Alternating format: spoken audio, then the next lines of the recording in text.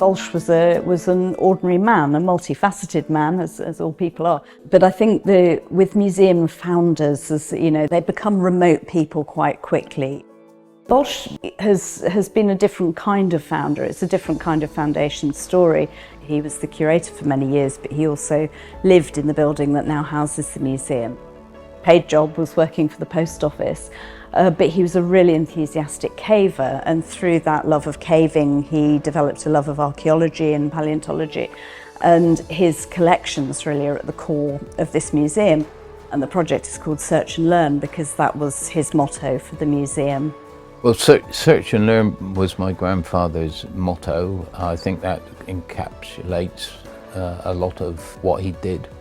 I think he was fundamentally an explorer. I think that's what he was. And when you think about it, he was discovering places which no one had ever been to, deep under the Mendips.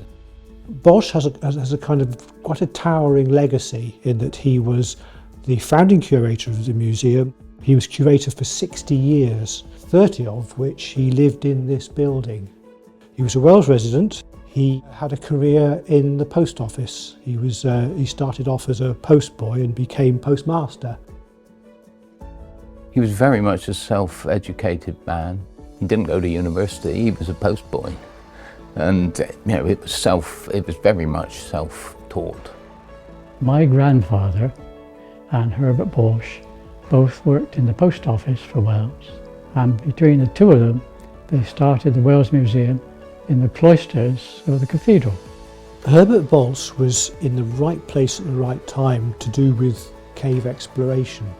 This is apart from his interest in archaeology. He was the grandfather of caving on Mendip and archaeology as well. That was his passion.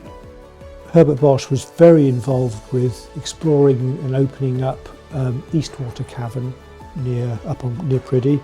He also was working in Wookey Hole to do with the archaeology, and numerous other places as well. He was a people person. He knew who to work with and how to build up teams to get things done. He was married and then lost his first wife. Then he met his second wife, my grandmother. The story was that he cycled to London to see her and to propose to her, which was, you know, quite a feat, and shows a certain amount of energy too, I think. He had an allotment garden, and I know my father said he fed the family with the vegetables that he grew on the allotment.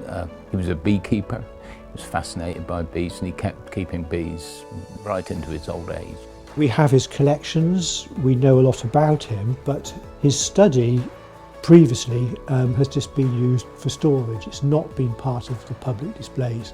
With the support of the National Lottery Heritage Fund, we've been able to bring that room back into use, and it'll be fitted out by the exhibition designers to look like Balch's study, as if he's just left the building.